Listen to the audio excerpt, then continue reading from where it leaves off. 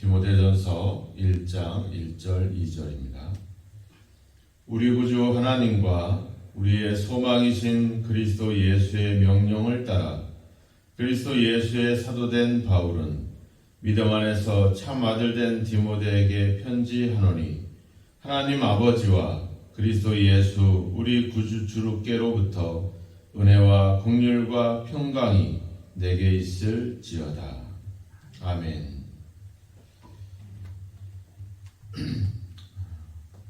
오늘 이 편지를 쓰는 사람과 편지를 받는 사람에 대한 그런 정확한 그 대상을 이야기하고 있습니다. 편지를 쓰는 사람은 바로 바울이고 편지를 받는 사람은 디모데입니다. 그리고 바울이 이 편지를 쓰고 있는 바울이 자신이 어떤 사람인가 하는 점에 대해서 말하기를 구주 하나님과 우리의 소망이신 그리스도 예수의 명령을 따라 그리스도 예수의 사도다 이렇게 표현하고 있죠. 즉 사도라는 말의 의미는 우리가 많이 들었겠지만 우리가 보내심을 받다 이런 뜻을 갖고 있습니다. 즉 예수 그리스도의 명령을 따라 예수 그리스도의 보내심을 받은 그런 사도다. 그러니까 이 편지의 내용 자체도 그리고 이 편지의 어떤 편지를 쓰게 된 동기도 바로 예수 그리스도에게 있다라는 점을 바울은 그 점을 밝히고 있습니다. 그리고 편지를 받고 있는 대상을 디모데인데 믿음 안에서 참 아들 된 디모데다 이런 표현을 쓰죠. 바울과 디모데는 스승과 제자의 관계죠. 근데 그 당시에 이 헬라 문화에서 스승과 제자를 보통 아버지와 아들이다라는 표현을 일반적으로 사용을 합니다.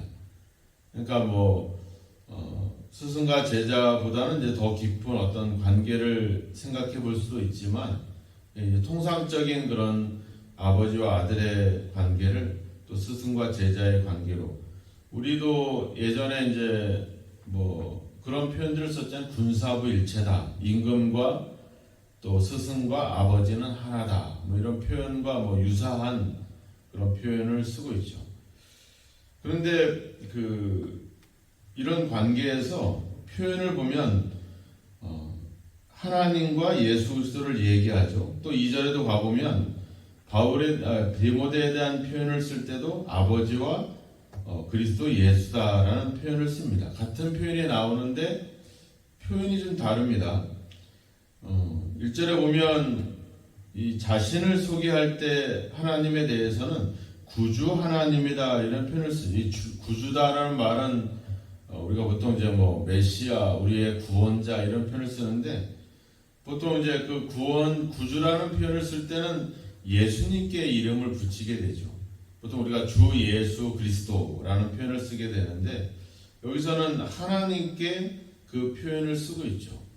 그러니까 구주라는 말의 의미는 이제 결국 우리에게 구원을 주시는, 사람을 구원하시는 이런 표현인데 결국은 구원의 어떤 주관자, 구원을 주관하시는 분은 결국은 하나님이시죠. 그 하나님이 우리를 구원하실 수 있도록 예수 그리스도를 보내시고 또 그분에 대한 믿음을 갖게 하시는 것. 그러니까 어떻게 보면은 이 모든 사역의 주인 이런 의미를 갖고 있겠죠. 그러니까 사도의 바울의 사역이라든지 이런 편지를 쓰는 것이라든지 또 그것을 통해서 사람들을 구원해내는 모든 것의 어떤 주관자는 바로 하나님이시다. 그리고 예수님은 바로 우리의 소망이다 이런 표현을 씁니다. 또 소망이다. 소망이라고 하는 것은 뭔가 기대하고 기다리고 또 바라는 그런 마음들이겠죠.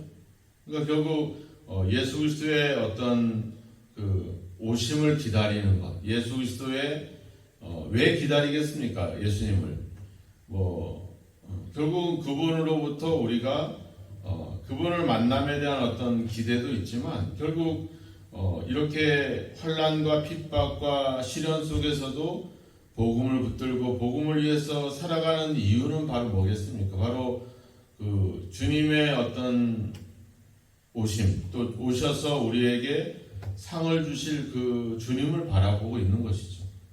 예수님도 히브리서 12장에 보면 그 앞에 있는 즐거움을 위하여 십자가를 참으사 죽기까지 복종하셨다. 그러니까 예수님도 바라보고 있는 거죠. 뭐를? 하나님이 주시는 그 즐거움, 바로 그 상이라고 하는 거죠. 그 영광. 그러니까 바울은 바로 이제 오셔서 우리에게 상을 주실, 그 영광을 주실 그 예수 그리스도, 그분이 바로 소망이 된다, 이런 표현을 여기서 쓰고 있죠. 그러니까 이 말의 의미는 결국 뭐겠습니까? 디모데에게 내가 예수 그리스도께서 오셔서 내가 나에게 상을 주실 그 주님을 바라보고 있다.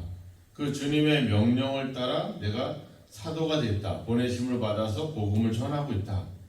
그러니까 이 말을 그대로 디모데에게 전하고 있는 거죠. 디모데에게도 동일한 소망, 즉 우리가 이런 고난과 시련과 어려움 속에서도 끊임없이 복음을 전하지만 그것이 결코 헛된 일이 아니라 결국 우리에게 다시 오셔서 우리에게 상을 주실 그분 예수 그리스도께서 바로 그분이 우리의 소망이다, 이렇게 얘기하는 거예요. 그러니까 어떻게 보면 이런 모든 사역과 모든 믿음의 어떤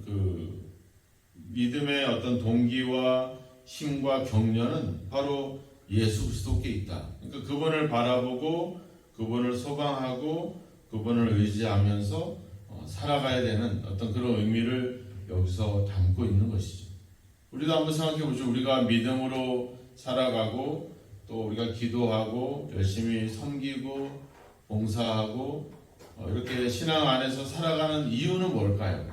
결국 우리는 주님으로부터 주님 다시 오셔서 우리에게 상을 주시고 그 영광에 참여하게 하실 그 예수 그리스도를 기다리는 거거든요. 근데 그런 기다림이 없이, 그런 소망이 없이 우리가 신앙생활한다? 이게 참 이게 의미가 없어지게 되는 것이죠.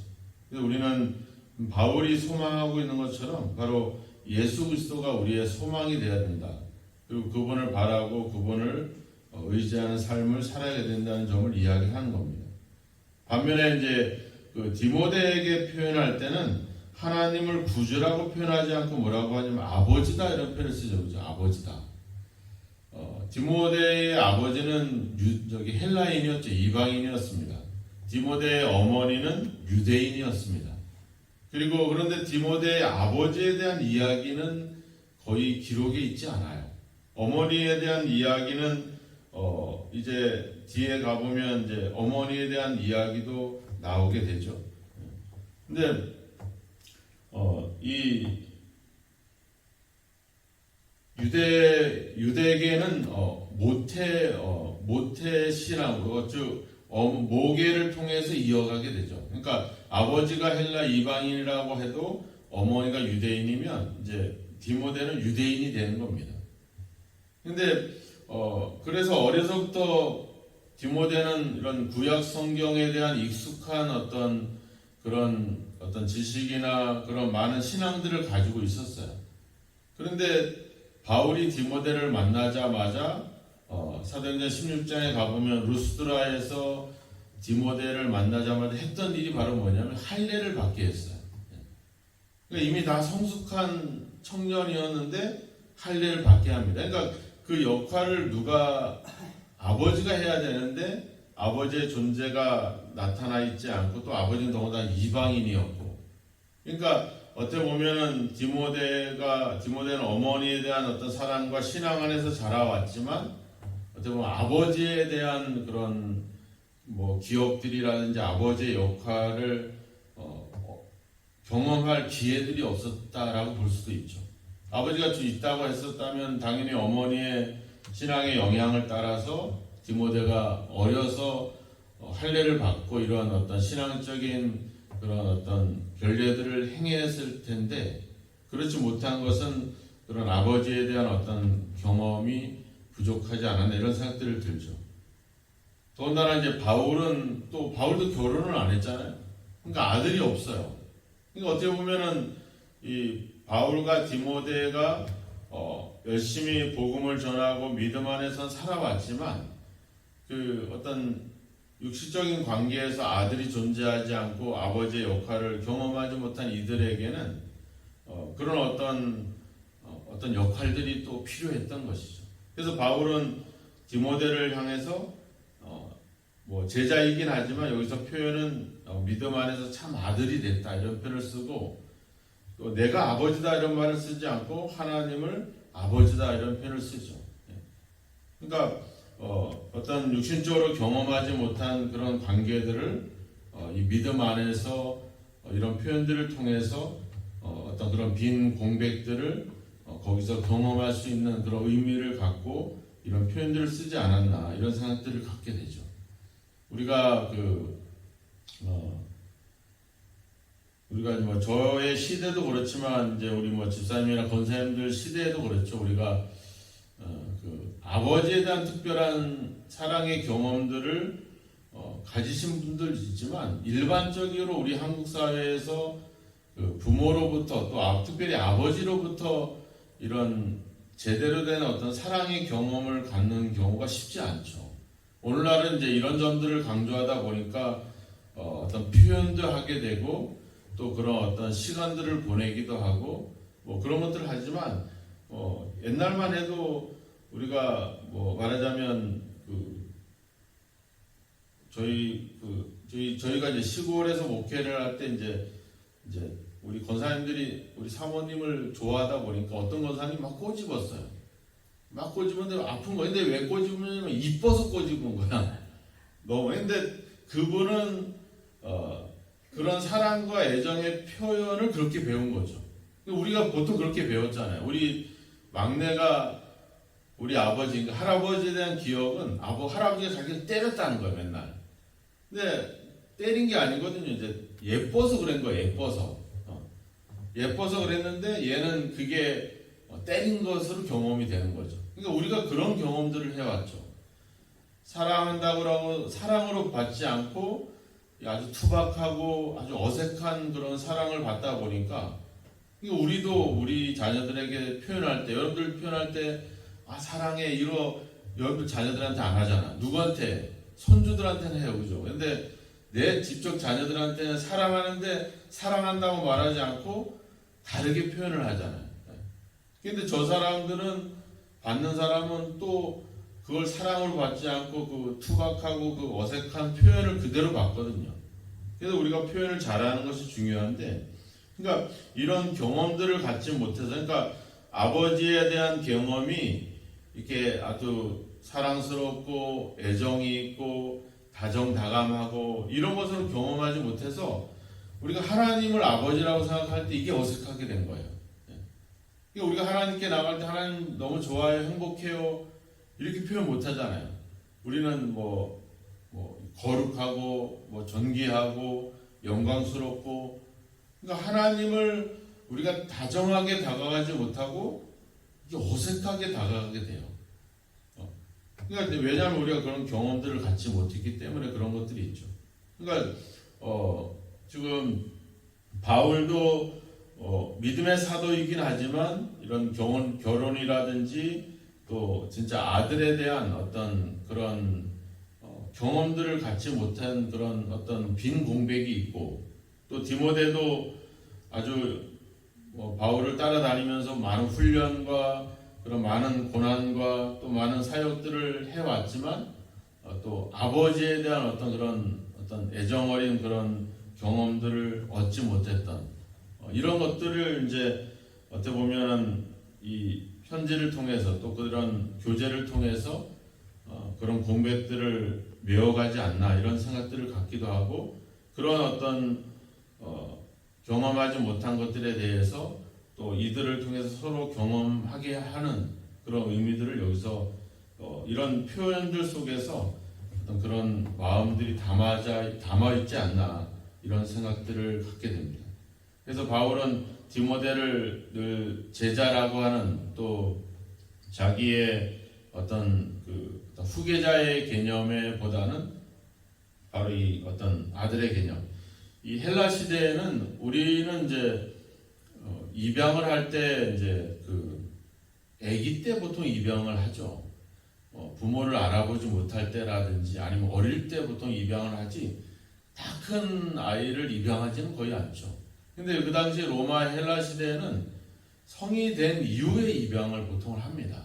그래서 이제 자기의 어떤 그런 모든 것을 상속할 수 있는 그런 상속자로서 이제 다 성장한 사람들을 보통 이게 아들로 입양하는 그런 어떤 그런 시대였어요. 그러니까 어떻게 보면 바울에게 있어서도 이 디모데는 마치 그러한 그 시대의 어떤 하나의 문화에서 있었던 그런 어떤 양자된 개념의 어떤 이야기. 그래서 이 성경의 내용들에 보면은 우리를 바울의 표현은 양자로 삼았다라는 표현들을 많이 쓰죠. 그래서 어떻게 보면은 우리가 유대적인 개념에서는 우리가 하나님이 우리를 창조하고 우리를 만들어낸 개념으로 나오지만 바울의 개념에서는 이제 다 큰 성인을 아들로 삼는 이런 개념들.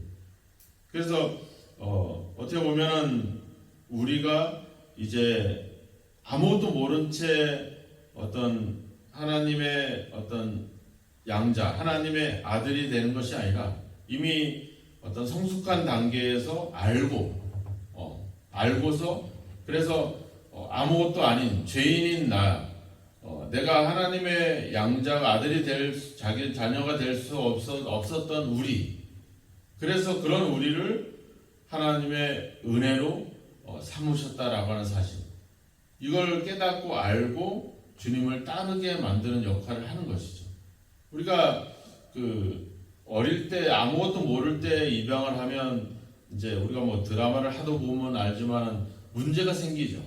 나중에 출생의 비밀이 드러나면서 이제 나를 버렸니 안 버렸니, 왜 이 사실을 나한테 알려주지 않았니, 이런 이상한 이제 얘기들을 해 나가죠. 그러니까 그런 문제가 생기죠. 하지만 다 커서 내 부모가 아닌데 저분이 나를 자기의 친아들로 친딸로 입양을 하고 그의 모든 권리를 다 누리도록 법적인 관계를 이루어갔다 생각할 때 우리는 내가 그럴 자격이나 그럴 조건을 갖지도 못하는데도 이런 은혜를, 이런 것으로 나를 자녀로 삼았다는 생각해보면 이것이 나에게 큰 은혜다, 이것을 우리가 알게 되죠.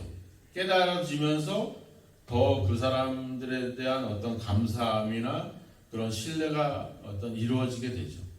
외국에서는 이제 입양을 하면 보통 입양했다라고 하는 사실들을 우리 아이들에게 다 알려주죠. 우리나라는 어때요? 숨겨요. 우리 자녀에게 숨기는 것뿐만 아니라 다른 사람에게도 어떻게든 숨기려고 하죠. 그러니까 이제 이런 좀 문제가 생기긴 하는데, 그러니까 우리는 이제 이런 관계 속에서 우리는 이제 어떤 성인으로서 하나님이 내가 죄인이고 내가 아무것도 아닌 나를 하나님의 자녀로 삼았다는 사실, 그리고 그분이 내 아버지가 됐다는 사실, 이거를 우리가 인식하고 다가간다면 내가 그분이 얼마나 큰 은혜를, 그분이 얼마나 큰 사랑을 나한테 베풀었는지를 우리가 경험하게 되는 것입니다. 그러니까 바울은 지금 디모데에게 이런 아들과 아버지라고 하는 이런 표현들을 쓰면서 바로 이 속에는 바로 아무것도 아닌 보잘것없는, 그리고 그런 어떤 인생의 여러 가지 공백이 있고 흠이 있는 이런 우리를 하나님의 자녀로 부르셔서 하나님의 모든 것을, 그 영광을, 그 소망을 누릴 수 있도록 불러주신 그 하나님의 은혜를 이 관계 속에서 깨닫게 하고 있는 것입니다. 그리고 그 점을 기억하는 것이 중요하죠. 제가 늘 이야기하는 부분은 우리의 신앙의 출발점이 중요하다. 내가 어디서부터 출발했는지, 즉 내가 하나님의 은혜와 구원과 하나님의 자녀가 될 수 없는 그런 죄인의 자리에서, 죽음의 자리에서 우리가 하나님의 은혜로 믿음을 갖게 되고 하나님의 자녀가 되고 하나님의 영광을 누리게 되는 자리로 우리가 옮겨졌다는 것. 그래서 하나님이 나를 부르고 나를 택했다라고 하는 사실, 내가 그분을 알게 되고 믿게 됐다는 이 사실 자체가 우리에게는 상상할 수 없는 놀라운 은혜라고 하는 겁니다.